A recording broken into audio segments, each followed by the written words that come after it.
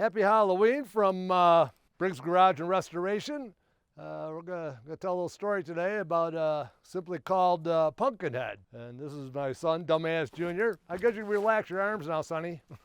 Put it in the middle there. Got my mother's wedding dress on, which was married in 1950.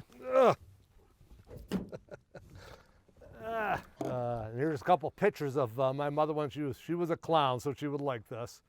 And a picture when she was wearing this and when she was married. So I'm going to tell a story about Pumpkinhead. When I was a young guy in her 20s. My friends from Hemlock, we'd get a couple of our vehicles and we'd drive up to Springwater and Whalen and meet everybody at the Whalen bank, and then we'd all take up a collection. We'd go over to Woody's garage and grocery store and get some beer. And then we used to go to one road called Kiesel Road. It was a dirt road at the very end. It used to, and very again, if you got any comments, this is the best of my knowledge and folklore, this story. And Kiesel Road, I used to go up and wind through the farmlands and connect with Route 15A, I believe it was. There wasn't much of any farms left at the other end, so they made it a dead-end road.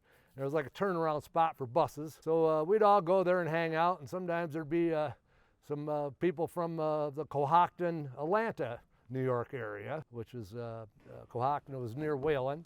Kiesel Road was between those two towns. And we used to hang out with some of those people. Well, one time I heard this guy talking to us. I was like, "Oh, Pumpkinhead couldn't make it." And I'm thinking, what the hell is he talking about, you know? What's a Pumpkinhead? He goes, oh, and he got kind of embarrassed. He goes, well, I meant Daryl.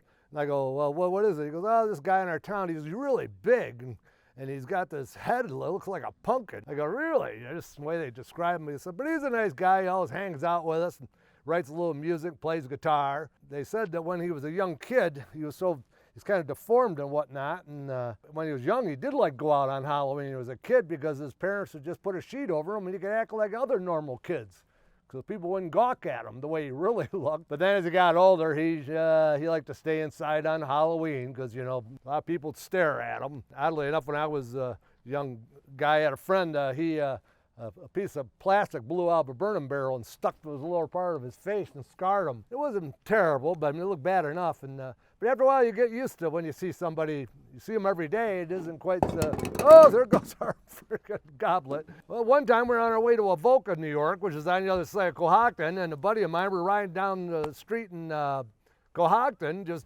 and over on the sidewalk, I see the two guys. One was like, I'll say from the back, looked like he's about 5'10", and the other guy, oh my God, he was huge. I don't know, 6 something. I go, wow, look at that guy. His body from the back, he looked like Hoss Cartwright from Bonanza, if you ever watched that show. Just huge. And then I got a little closer, I go, my God, look at his head. And it was like about the size of this pumpkin from the back. And I go, that must be Pumpkinhead. And I felt bad, but then I slowed down and kind of, I go, Jesus, Jacob, look at that. Oh, he wasn't with me, sorry. But Jacob, look at that. And I said, look at that.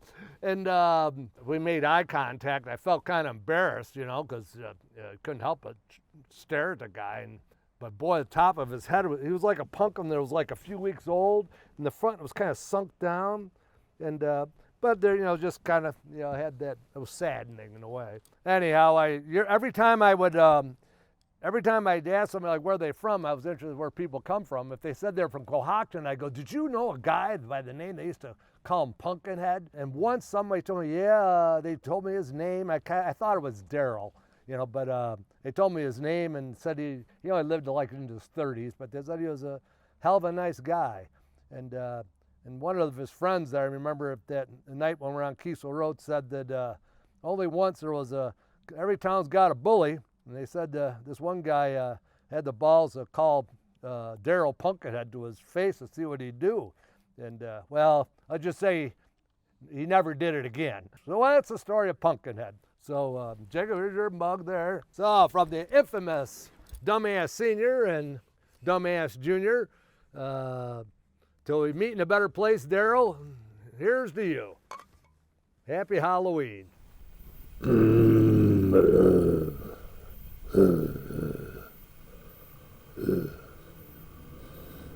Master.